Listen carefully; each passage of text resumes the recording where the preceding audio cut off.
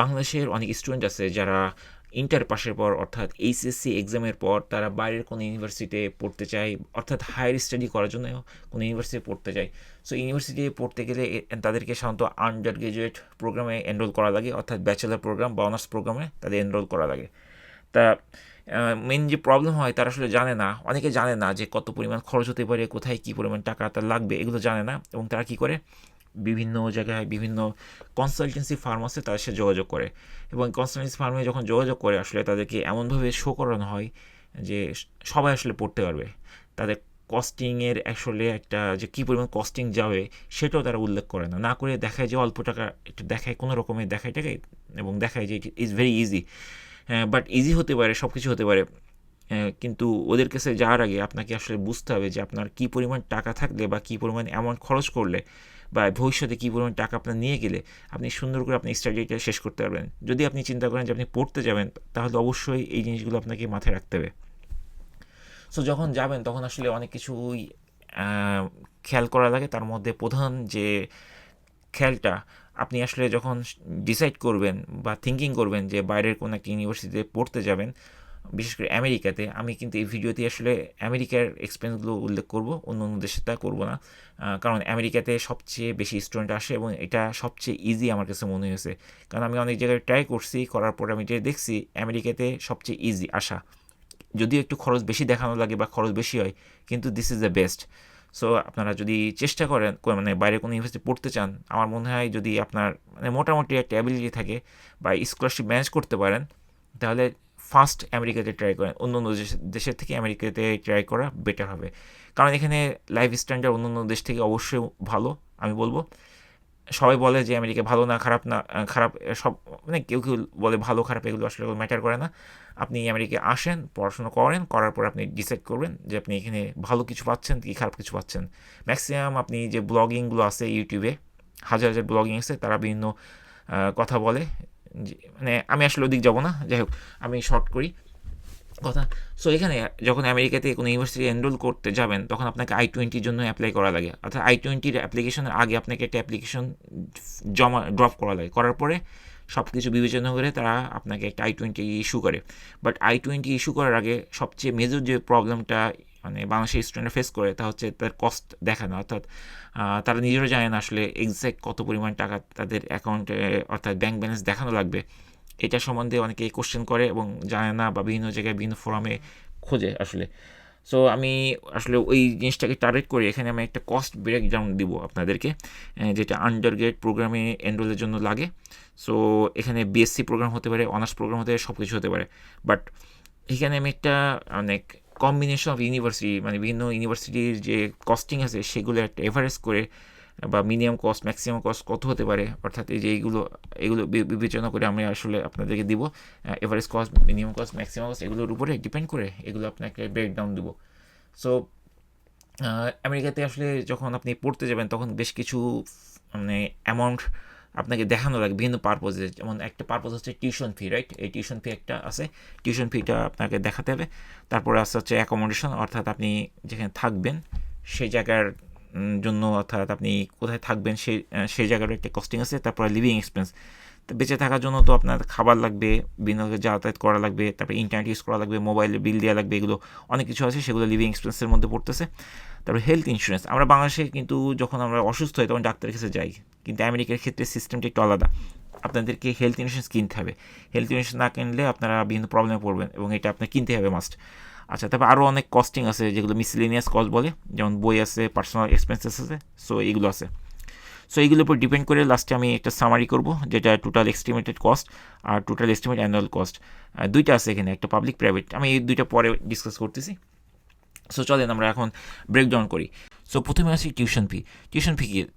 Tuition fee, right? So এটা হচ্ছে আমি এখন দেখবো টিউশন ফি।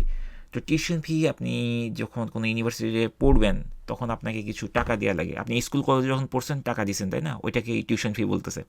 তাই টিউশন ফি আপনি যদি স্কলারশিপ পান তাহলে আপনার টিউশন ফিটা লাগবে না। আর যদি টিউশন স্কলারশিপ না পান তখন আপনার টিউশন ফি আপনাকে পে করা লাগবে। সো আমেরিকাতে আসলে দুই ধরনের ইউনিভার্সিটি আছে, টু টাইপস যদি বলি। একটা হচ্ছে পাবলিক ইউনিভার্সিটি আর একটা হচ্ছে private university. So this is public and private. So public মানে কি? পাবলিক মানে ধরেন আপনার স্টেটের বা গভর্নমেন্টের, এই টাইপের চিন্তা করতে পারেন, যেটা পাবলিক। আর প্রাইভেট হচ্ছে যেটা একদম প্রাইভেট। প্রাইভেট মানে বাংলাদেশে তো প্রাইভেট ইউনিভার্সিটি আছে, বুঝেন? তো এই প্রাইভেট ইউনিভার্সিটিগুলো বাদে যা আছে সবই পাবলিক, আপনি এভাবে চিন্তা করতে পারেন। সো দুই টাইপের যে ইউনিভার্সিটি, পাবলিক এবং প্রাইভেট, এবং দুইটারই দুই রকম কস্টিং আছে। সো পাবলিক ইউনিভার্সিটির একটা কস্টিং আছে এবং প্রাইভেটের আছে। তো আমি প্রথমে পাবলিকটা দেখি। তো পাবলিক ইউনিভার্সিটি যখন কস্টিং আমি চিন্তা করবো, আসলে পাবলিক ইউনিভার্সিটি অনেক আছে, ঠিক আছে? এবং পাবলিক ইউনিভার্সিটিগুলোতে বিভিন্ন র্যাঙ্কিং আছে, র্যাঙ্ক 1, 2, 3 এভাবে পরপর করে অনেক মতো র্যাঙ্কিং আছে। প্রাইভেটের র্যাঙ্কিং আছে, আবার মিক্সও আছে, ঠিক আছে? তো আমি অত ডিটেলসে যাব না, আমি সিম্পলভাবে চিন্তা করি যে পাবলিক ইউনিভার্সিটি যদি আমি অ্যাপ্লাই করি, আসলে আমাদের কী পরিমাণ খরচ হতে পারে এবং কী পরিমাণ খরচ আমার দেখানো লাগবে I-20 পাওয়ার আগে, ঠিক আছে? সেটা চিন্তা করি। তো পাবলিক ইউনিভার্সিটি বললাম, বিভিন্ন ইউনিভার্সিটির উপর ডিপেন্ড করে খরচগুলো কম বেশি হতে পারে। তো সর্বনিম্ন আমেরিকাতে আগে ছিল 5-6 হাজার করে খরচ, মানে 5-6 হাজার হলে মোটামুটি আপনার পাবলিক ইউনিভার্সিটিগুলোতে আপনি পড়তে পারতেন। বাট রিসেন্টলি কস্টিং বেড়ে যাওয়ার কারণে আসলে এখন আপনি ধরে নিতে পারেন যে এভারেজে মিনিমাম 10K আপনার লাগবে। 10K মানে 10K মিনস $10,000 মতো লাগবে আপনার। এটা হচ্ছে মিনিমাম কস্ট। আর অনেক পাবলিক ইউনিভার্সিটি আছে যেগুলোতে কস্টিং অনেক বেশি। ওকে, আমি সেগুলো নাম বলতেছি না, বাট অনেক বেশি। তো সেগুলো কত পরিমাণ হতে পারে? সেগুলোতে আপনার 30K পর্যন্ত আছে। সো আমি লিখে দিচ্ছি এখানে 30K। ওকে, সো সো আপনি যে কোনো পাবলিক ইউনিভার্সিটি যদি ভর্তি হন, মোটামুটি আপনি ধরে নিতে পারেন যে 10K থেকে 30K এর মধ্যে আছে। এখন আপনার বাজেট কেমন এবং কোন টাইপের ইউনিভার্সিটি আপনি অ্যাপ্লাই করবেন, অর্থাৎ র্যাঙ্কিং ভালো এবং ওইটার ফ্যাসিলিটি কি, এর উপর ডিপেন্ড করে আপনার এই পাবলিক ইউনিভার্সিটির কস্টিংটা ডিপেন্ড করতেছে। এবং এটা রেঞ্জ হচ্ছে 10K থেকে 30K, অর্থাৎ $10,000 থেকে $30,000 এই রেঞ্জে। ওকে, সো এই দুইটাকে যদি আমি এভারেজ করি, আসলে কত হচ্ছে? 30 আর 10 30, রাইট? 30 আর 10 40 আমি যদি ভাগ করি 2 দিয়ে, তাহলে 20K। সো আমি ধরে নিতে পারি যে 20K একটা বাজেট আমার যদি থাকে, যদি আমি সেলফ ফান্ডেড দিয়ে যদি আমি পে করি, right? And 20K means basically যে আমাকে এই $20,000 আমার থাকা লাগবে। এবং দেখবেন আপনি যখন অ্যাপ্লাই করবেন, মোস্ট অফ দ্য ইউনিভার্সিটি যেগুলো একদম স্টেট ইউনিভার্সিটি বা পাবলিক টাইপের ইউনিভার্সিটি, সেগুলোতে আপনার 7, 8, 10 এরকম লাগতেছে। আর হাইস্ট গেলে 20 মতো লাগতেছে, 17, 18, 19, 20, 21, 22 এর মধ্যে পড়তেছে। সো আমি এই জন্য এখানে লিখছি 10K আর 30K, অর্থাৎ 10,000 থেকে 30,000K এর রেঞ্জ। আর আমি হচ্ছে এখানে যে এভারেজ পেয়েছি সেটা হচ্ছে 20,000। নাও এটা তো পাবলিক গেল। এবার অনেকে চায় যে আমি পাবলিকে যেহেতু পড়বো না, বাট অনেক প্রাইভেট ইউনিভার্সিটিতে পড়বো। কারণ কি, প্রাইভেটের বেশ কিছু ইউনিভার্সিটি আমেরিকাতে আছে যেগুলোর মানে কোয়ালিটি অফ এডুকেশন খুবই হাই, রিয়েলি হাই, মানে আসলে হাই। সো ওইসব ইউনিভার্সিটি অনেকে টার্গেট করে। সো তাদের জন্য আসলে এই প্রাইভেট ইউনিভার্সিটিটা বেশি ইম্পর্ট্যান্ট। তারা আসলে র্যাঙ্কিং চিন্তা করে তারপরে এই প্রাইভেট ইউনিভার্সিটিগুলো পড়ে। আবার সব প্রাইভেট ইউনিভার্সিটি কিন্তু ভালো না, কিছু কিছু প্রাইভেট ইউনিভার্সিটি খুবই ভালো, আমি সেগুলোর কথা বলছি। তো প্রাইভেট আপনি যেগুলো যদি পড়েন, সাধারণত যে কোনো একটা ইউনিভার্সিটি প্রাইভেটে যদি পড়েন, আপনি দেখবেন যে আপনার খরচ 30K মতো হয়ে গেছে, অর্থাৎ $30,000 মতো চলে গেছে, ঠিক আছে? এটা হচ্ছে সর্বনিম্ন আপনার খরচ হবে। আর এইটা আসলে অনেক সময় 50K বা এর বেশি পর্যন্ত যেতে পারে। সো আমি যেটা দেখছি 50 বা 60, 54ও অনেক আছে। তো আমি রাফলি 50 এখানে অ্যাড করছি। সো প্রাইভেটে যদি আমরা পড়ি তাহলে আমাদেরকে 30,000 মতো লাগতেছে সর্বনিম্ন, আর সর্বোচ্চ লাগতেছে $50,000, $50,000, নট টাকা, ডলার, USD। সো এই দুইটাকে যদি আমি এভারেজ করি, 50 আর 30, $80,000, তাই না? ওইটাকে আমি ভাগ করলে $40,000 মতো পাই।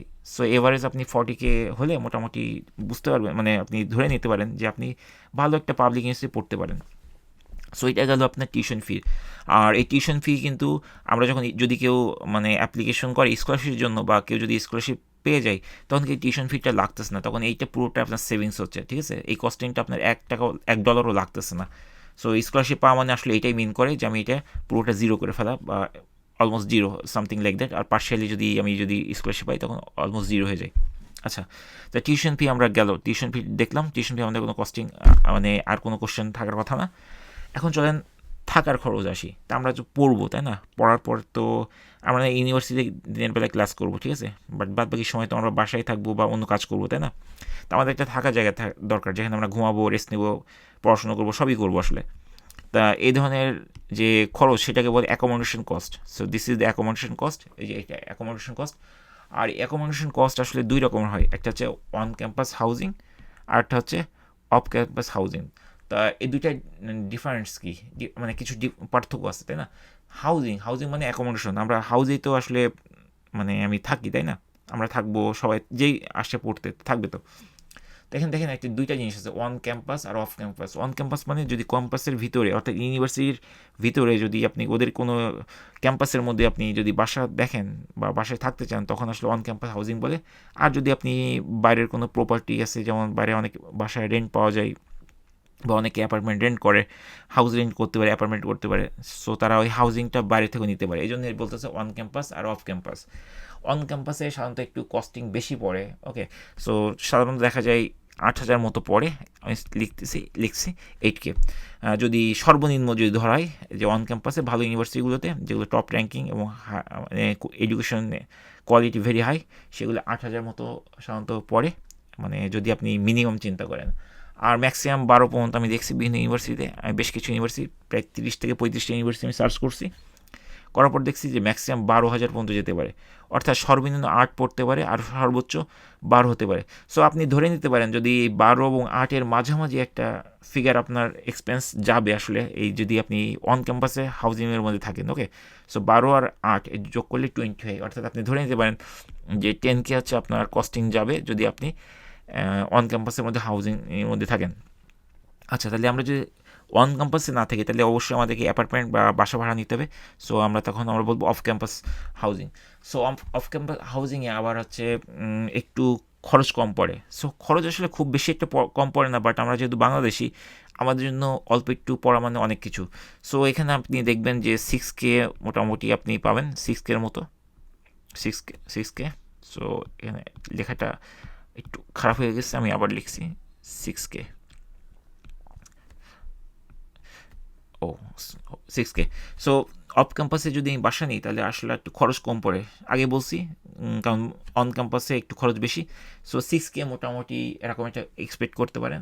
আর যদি বাইরে থাকেন, আবার অফ ক্যাম্পাসের বাইরেও আপনি যদি খুব এক্সপেন্সিভ এলাকায় যান, সেখানে আবার এক্সপেন্স বাড়বে, ঠিক আছে। যেমন খুব লাক্সারি অ্যাপার্টমেন্টে যদি আপনি থাকেন, তখন কিন্তু কমবে না ম্যাক্সিমাম কস্ট, তখন 15K পর্যন্ত চলে যাবে। যদি আপনি স্টুডিও বা 1 বেডরুম বাসা নেন, তা এই 15K পর্যন্ত চলে যেতে পারে, ঠিক আছে। সো এখানে দেখেন একটা মিসম্যাচ আছে, তাই না, যে মিনিমাম কস্ট এবং ম্যাক্সিমাম কস্টের একটা পার্থক্য আছে, যেটাই আপনার অন ক্যাম্পাসে নাই। তো যাই হোক, তো 6,000 থেকে 15,000 পর্যন্ত আপনার খরচ হতে পারে। আর এই দুইটাই এভারেজ করলে আপনার মোটামুটি আপনি ধরে নিতে পারেন, আমরা ধরতে পারি ধরেন 10.5 রাফলি আপনি খরচ করতে পারেন যদি আপনি বাইরে থাকেন। সো এখানে আসলে দেখা যাচ্ছে যে আপনার এই কস্টিংটা, যে হাউজিং যে কস্ট, ঠিক আছে, অন ক্যাম্পাস অফ ক্যাম্পাস যদি আপনি এভারেজ করেন অলমোস্ট সেম হয় কিন্তু। এবং এখানে আরও কিছু আছে, যেমন অন ক্যাম্পাসে যদি থাকেন আপনার অনেক ট্রান্সপোর্টেশন কস্ট, অর্থাৎ বাইরে যখন যা আসা করবেন তখন একটা কস্ট মানে বেঁচে যাচ্ছে। কিন্তু যদি আপনি বাইরে থাকেন, তখন বাইরে থেকে আপনি ইউনিভার্সিটি যেতে তো হবে, তাই না, তা ওই সময় আপনার কিছু কস্টিং কিন্তু অ্যাড হচ্ছে। সো এই জন্য আমি এভারেজ করে দেখছি মানে আমরা দেখতেছি যে 10,000 থেকে 10,500 পর্যন্ত যে কোনো একটা রেঞ্জ হতে পারে। সো এই গেল আসলে থাকার জায়গার কস্ট, অর্থাৎ আপনি পড়াশোনার পাশে আপনি যদি থাকতে চান কোথাও কোনো বাসায়, সে যে আপনার ইউনিভার্সিটি ক্যাম্পাসের মধ্যে হতে পারে অথবা বাইরে হতে পারে। সো এই কস্টিংটা 10 থেকে 10,000 মোটামুটি একটা সিমিলার রেঞ্জে পড়ে, আপনি ভিতরে থাকেন বাইরে থাকেন যাই হোক। তবে কমন দৃষ্টিতে আসলে যদি ভিতরে থাকেন খরচ বেশি পড়বে, বাইরে থাকলে একটু খরচ কম পড়বে। আচ্ছা, এবার আসি লিভিং এক্সপেন্স। লিভিং এক্সপেন্স কী আসলে? তা আপনি যখন থাকতেছেন, পড়াশোনা করতেছেন, সবই ঠিক আছে, এর সাথে সাথে তো আপনাকে আরও কিছু দরকার, যেমন আপনার খাবার দরকার, এক জায়গা থেকে আরেক জায়গায় যেতে হতে পারে, তাই না। তারপরে বিভিন্ন আপনার ফোন বিল আছে, মোবাইল বিল আছে, এগুলো বিভিন্ন খরচ আছে, তাই না, সেগুলোকে আমরা বলছি লিভিং এক্সপেন্স, ওকে। সো প্রথমে আমরা দেখি ফুড এক্সপেন্স। ফুড মানে আপনার খাবারের পিছনে আপনার খরচ একটা যাবে, আসলে যেখানে থাকেন আপনার লাগবে। অন ক্যাম্পাস থাকলেও যাবে, অফ ক্যাম্পাস থাকলেও যাবে, আপনার ফুডের পিছনে একটা কস্টিং আছে। তা ফুডের পিছনে কস্টিং আসলে কত হতে পারে? তো আমেরিকাতে আমি দেখছি যে আসলে 3,000 যদি আপনি ইউজ করেন তাহলে এনাফ, খাবারের খরচ enough, 3,000 is very reasonable, okay. So আপনি যদি মিনিমাম মোটামুটি ভেবে চিন্তা করে খাওয়া দাওয়া করেন, রেস্টুরেন্টে কম খান অথবা বাসায় কিছু রান্না টান্না করেন সবাই মিলে, যেমন অনেক ফ্রেন্ডরা একসাথে একটা অ্যাপার্টমেন্টে বা বাসা ভাড়া নিয়ে সেখানে নিজে রান্না করে, তখন আসলে ফুড কস্ট 3,000-এর মধ্যে হয়ে যায়, অর্থাৎ $3,000 মধ্যে হয়ে যায়। আর যদি আপনি বাইরে খাওয়া দাওয়া করেন এবং খুব হাইফাই খাবার খাওয়া দাওয়া শুরু করেন, মানে অতিরিক্ত পরিমাণে এক্সপেন্স করেন, তখন আমার এক্সপেন্স আপনার হচ্ছে 5,000 পর্যন্ত চলে যেতে পারে, ঠিক আছে, $5,000 হয়ে যেতে পারে। আচ্ছা 5000 হলো। সো আমি যদি এটা এভারেজ করি 5 + 3 8000, তাই না? তো এটাকে আমরা যদি এভারেজ করি তাহলে আসলে আমরা কত পাচ্ছি 4K, অর্থাৎ 4000 পাচ্ছি আমি এভারেজ। হোয়াইট ইজ মানে দাগ পড়তেছে না কেন? হ্যাঁ দাগ পড়ছে। আচ্ছা লেখাটা খারাপ হয়ে গেল, আমি একটু রিডিউ করে আবার করে দিচ্ছি এটা লেখা, বুঝতে কষ্ট হবে অনেকের। ওকে, সো এটা হচ্ছে 4K। ওকে, সো 4000 লাগতেছে, অর্থাৎ ফুড কস্ট আপনি 3 থেকে 3000 মিনিমাম পড়বে, আর ম্যাক্সিমাম 5K পড়তে পারে সব মিলে। আপনার ধরে নিতে পারেন এভারেজ 4000 হলে আপনি মোটামুটি কিছুদিন বাসায় খেলেন, কিছুদিন বাইরে খেলেন, মিক্স করে মোটামুটি 4000-এর মধ্যে হতে পারে। আচ্ছা এবার আসছি যাতায়াত খরচ, ট্রান্সপোর্ট। সো আপনি এক জায়গা থেকে আরেক জায়গায় যেতে হতেই পারে, এটা অস্বাভাবিক কিছু না, এবং আপনার বিভিন্ন প্রয়োজনে গ্রোসারি করে বাইরে যেতে হতে পারে, অথবা আপনি ধরেন ইউনিভার্সিটি যাচ্ছেন অথবা ফ্রেন্ডের বাসায় যাচ্ছেন, তার জন্য আপনার কিছু ট্রান্সপোর্টেশন কস্ট আছে, তাই না? তো এই কস্টিংটা আপনি ধরে নিতে পারেন যে 500 টাকার মধ্যে হয়ে যায়, 500, অনলি 500 ইজ এনাফ। ওকে, আর যদি আপনি ম্যাক্সিমাম চিন্তা করেন যে খুব বেশি ট্রাভেল করতেছেন, তখন 1.2 আপনি ধরে নিতে পারেন, মানে আপনার $1200 মতো খরচ হতে পারে, ঠিক আছে, $1200।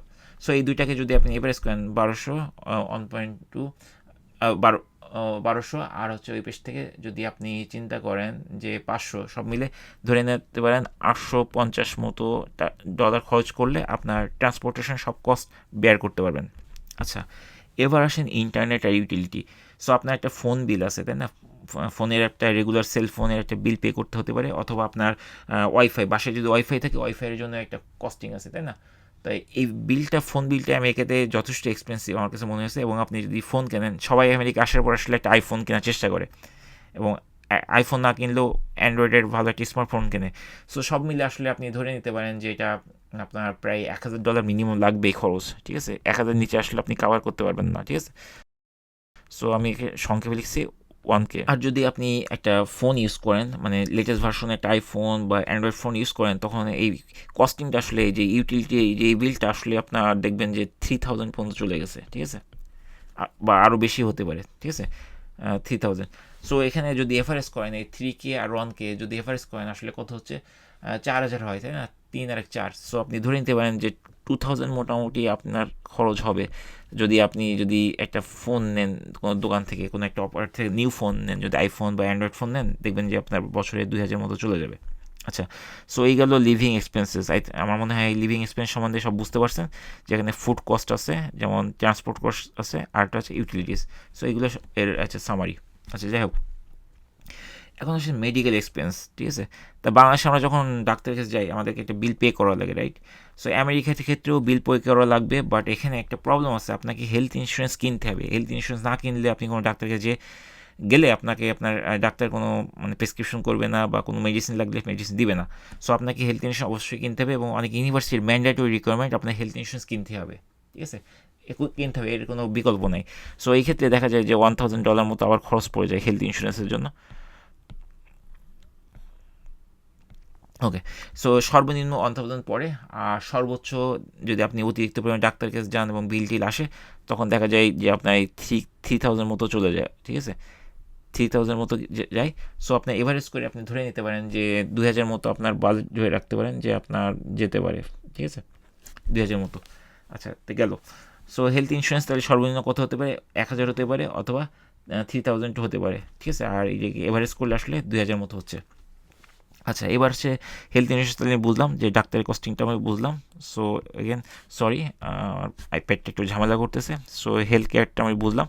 এবার চলেন আমরা অন্য অন্য কস্টিং আছে, ঠিক আছে, মিসেলিনিয়াস যেগুলো কস্ট বলতেছে, ঠিক আছে, এগুলোকে বইয়ের কস্টিং আছে, আর একটা হচ্ছে পার্সোনাল এক্সপেন্স আছে। তা বইয়ের বলতে আসলে বই খাতা আপনি কিনতে পারেন, অথবা কোনো পেন কিনতে পারেন, তারপর হচ্ছে আপনি কোনো আলাদা ইউটিলিটিস, মানে আলাদা কিছু কিনতে পারেন, যেমন আপনার এক্সামের জন্য কোনো রিপোর্ট জমা দেওয়ার জন্য ল্যাপটপ, কম্পিউটার, বা সিডি, ডিস্ক মিস, অনেক কিছু, hard disk, portable hard disk, pendrive, অনেক কিছু কিনতে পারেন। এই জন্য বুক অ্যান্ড সাপ্লাইস আছে। আর পার্সোনাল এক্সপেন্স আছে। পার্সোনাল এক্সপেন্স আসলে অনেক কিছুই মিন করে।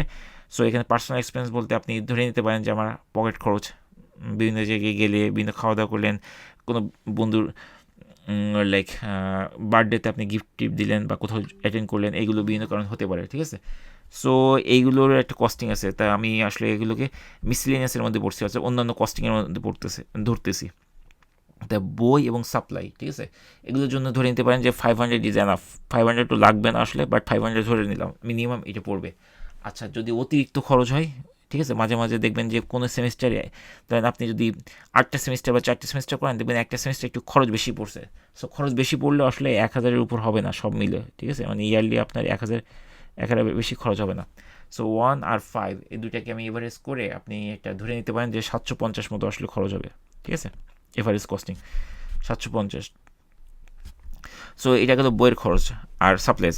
এখন পার্সোনাল এক্সপেন্স, সো এইটা হচ্ছে আসলে রিজনেবল ধরে নিতে পারেন আর নন রিজনেবল ধরে নিতে পারেন। সো আমার বিভিন্ন সময় ভিন্ন উৎকট খরচ, মানে উৎকট ঝামেলা যেরকম আছে না, উৎকট খরচ চলে আসতে পারে, সেগুলোকে আমরা বলতে পারি যে এটা 1K পর্যন্ত যেতে পারে, ঠিক আছে, 1K গেল। আর এটা ম্যাক্সিমাম কত হতে পারে, ম্যাক্সিমাম হচ্ছে 2K পর্যন্ত যেতে পারে, অনেকে আসে বিভিন্ন কারণে খরচ টরচ করে, ঠিক আছে। আমার ফ্রেন্ড আছে, ওর খরচ 2-এর বেশিও হয়, বাট আমি ধরে নিচ্ছি যে ম্যাক্সিমাম 2000 পর্যন্ত যেতে পারে। সো এই দুইটা এভারেজ করলে মোটামুটি আপনি যদি 2 আর 3 তো 1.5 যদি ধরে নেন, মোটামুটি আপনি একটা রিজনেবল প্রাইসিং রাখতে পারবেন। সো এই গেল হচ্ছে অন্যান্য কস্টিং গেল। আচ্ছা, সো এখানে দেখেন গ্রুপ করলাম কয়টা, একটা, এটা 2টা, এখানে 3টা, এটা 4টে, আর এটা 5টা। সো এই নট 5টা বেসিক্যালি 4টে গ্রুপ, নো সরি 5টাই হবে, ঠিক আছে। প্রথমে টিউশন ফি, তারপরে থাকা জায়গার fee, living cost, health insurance, miscellaneous, আর তারপরে টোটাল আসতেছে। সো এই যে এই কস্টিংগুলো আছে, ঠিক আছে, এখানে দেখেন পাবলিক প্রাইভেট 2 রকম আছে, এই জন্য এই টোটাল এস্টিমেট কস্ট আমি 2টা রাখছি, একটা পাবলিকের জন্য, পাবলিক ইউনিভার্সিটির জন্য, আর একটা হচ্ছে প্রাইভেট ইউনিভার্সিটির জন্য, ঠিক আছে।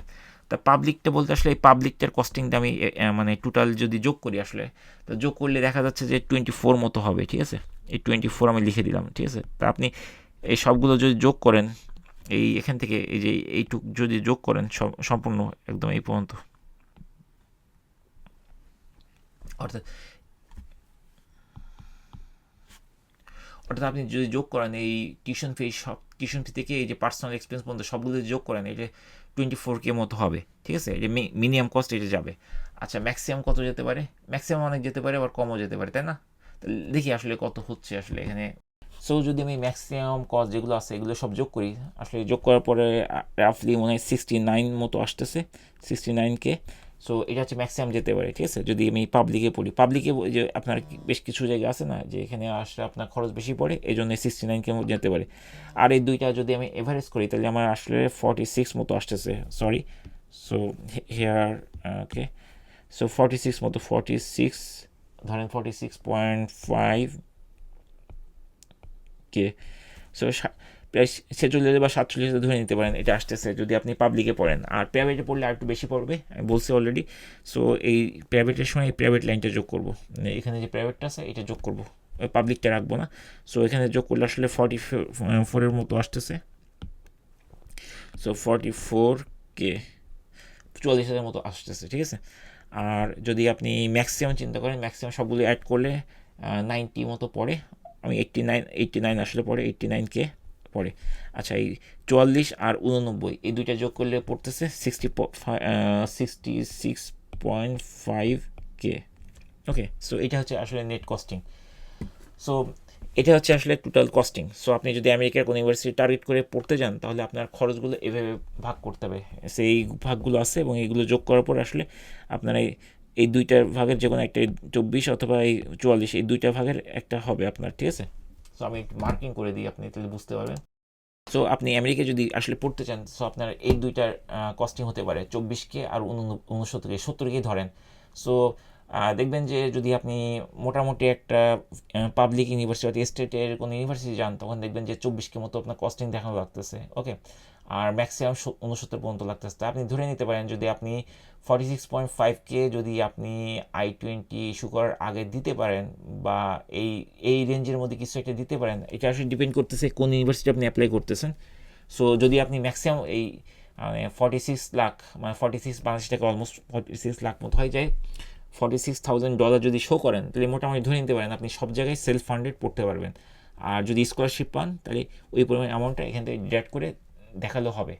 আচ্ছা, এটা হচ্ছে পাবলিকের ক্ষেত্রে গেল। আর প্রাইভেটের ক্ষেত্রে গেল 44 থেকে 90 মতো, 89 হয়, বাট 90 ধরতে পারেন, ঠিক আছে। তা আপনি যদি প্রাইভেটে খুব ভালো ইউনিভার্সিটি টপ র্যাঙ্কিংয়ে পড়তে চান, তাহলে আপনাকে এত পর্যন্ত খরচ হতে পারে। সো এইটাই হলো আসলে আপনি আমেরিকার কোনো ইউনিভার্সিটিতে অ্যাপ্লিকেশন করলে এই এক্সপেন্সগুলো আপনার হবে আপনি যদি আসেন। এটা কিন্তু 1 বছরের কস্টিং দেখালাম, 1 বছরে আসলে 2টা সেমিস্টার এভারেজ এখানে আসে, তাই 2টা সেমিস্টারের জন্য এতটা খরচ হতে পারে, অর্থাৎ 24,000 থেকে আপনার 69,000 পর্যন্ত হতে পারে, অথবা 24 থেকে 44-এর মধ্যে আপনি ধরে নিতে পারেন, ম্যাক্সিমাম 44 যাবে আসলে। কারণ দেখেন এখানে প্রাইভেটের যে 46 অনেকটা ম্যাচ করছে, অনেক প্রাইভেট আছে যেগুলো 40K পর্যন্ত অফার করে, দ্যাট ইজ ফাইন। যাই হোক, অত কিছু ডিটেলস না দিয়ে আমাদের একটা ধারণা দেওয়ার জন্য আমি আসলে এই ভিডিওটা তৈরি করছিলাম।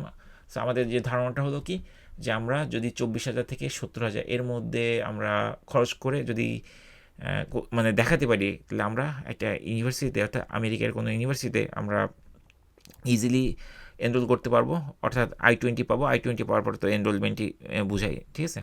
সো এই জিনিসগুলো আসলে আপনি যখন দেখবেন যে বিভিন্ন ইউনিভার্সিটির ক্ষেত্রে একটু খরচগুলো একটু এদিক ওদিক আছে, একটু এদিক ওদিক মানে কি, ইউনিভার্সিটির র্যাঙ্কিংগুলো, ইউনিভার্সিটি কোন এলাকায় আছে, কোন স্টেটে বেসিক্যালি কোন জায়গায় আছে, তার উপর ডিপেন্ড করে কস্টিংগুলো একটু ডিফার করে।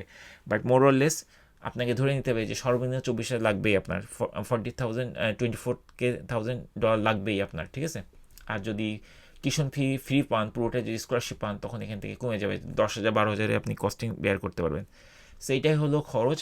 সো এই জিনিসগুলো আসলে আমি একটা জেনারেল আইডিয়া দিলাম, এবং প্রত্যেক ইউনিভার্সিটিতে একটা নিজস্ব খরচের অ্যামাউন্ট আছে, এবং ওই ইউনিভার্সিটি কোন এলাকায় আছে সেটার একটা নিজস্ব খরচ টরচ আছে, সেগুলো আপনাকে ওই পার্টিকুলার ওই ওয়েবসাইটের যে ওয়েবসাইট আছে, মানে ওই ইউনিভার্সিটির যে ওয়েবসাইট আছে সেখানে আপনার ঢুকতে হবে, ঢুকেই আপনি ওখান থেকে ইজিলি দেখতে পারবেন।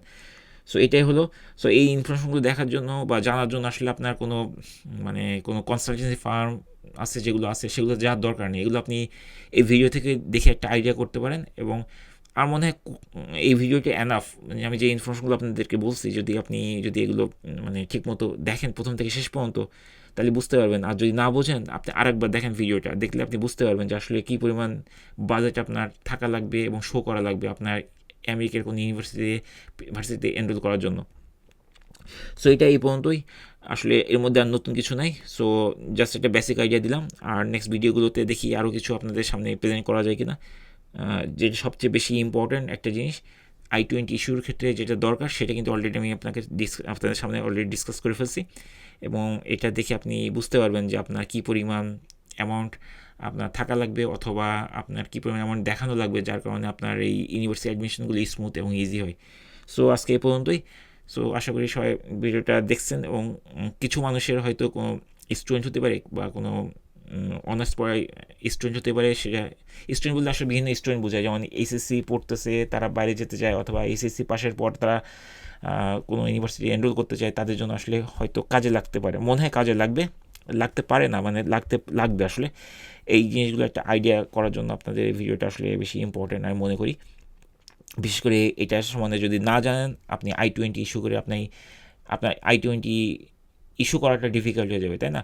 মানে I-20 তো পেতে গেলে আপনাকে একটা বাজেট দেখানো লাগবে, তাই না। বাজেট বলতে আপনি কী পরিমাণ খরচ করবেন, বা আপনি ক্যাপাবল কিনা ওই পরিমাণ খরচ বেয়ার করার জন্য। যদি সেলফ ফান্ডে যান, ইভেন যদি স্কলারশিপে যান, তাও আপনার একটা আইডিয়া দরকার। সো মোটামুটি স্কলারশিপ পেলে কোন জায়গায় আপনি স্কলারশিপ পেয়েছেন, সেগুলো আপনি এখান থেকে বিয়োগ করে ফেলবেন, মানে ওখান থেকে ডিডাক্ট করে দিলে আপনি অরিজিনাল কস্টিংটা পেয়ে যাবেন।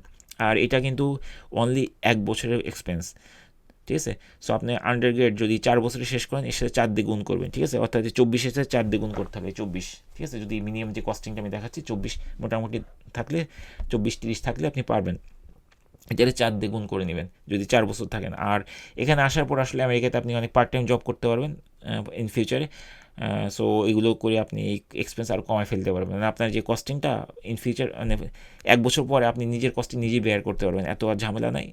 খালি প্রথম বছরটা একটু কঠিন, যখন আপনি বাংলাদেশ থেকে আমেরিকায় ঢুকতে চাবেন, বা ঢুকে ইউনিভার্সিটি এনরোল করতে যাবেন তখন। সো এইটুকুই। সো যদি কোনো কোশ্চেন থাকে আপনারা কমেন্ট বক্স লিখতে পারেন, আর যদি ভিডিওটা ভালো লাগে তাহলে অন্যদেরকে শেয়ার করেন। লাইক বা সাবস্ক্রাইব করার কথা আমি বলছি না, যদি প্রয়োজন মানে আপনি মনে করেন যে ভিডিওটা ইউজফুল, তাহলে অন্যদেরকে শেয়ার করেন, অনেকের কাজে লাগতে পারে। সো এই পর্যন্তই। Thank you for watching the video.